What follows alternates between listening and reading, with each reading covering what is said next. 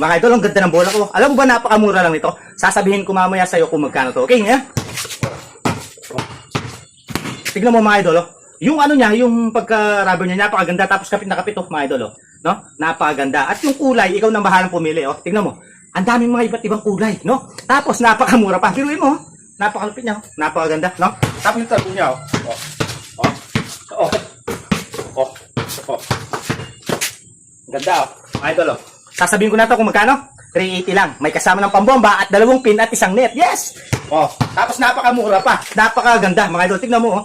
Yung forma, yung kilabot. Siyempre, pag tumira ka ganyan, oh. Oh, pasok. Di ba?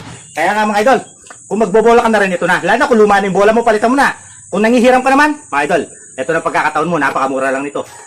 Alam ba, magato? 380 pesos lang. Yes! Napakamura, no? Kaya, mga idol, Yellow Basket, check out na. Oh, check out na. Nandiyan sa Yellow Basket. Alright, check out na, mga idol.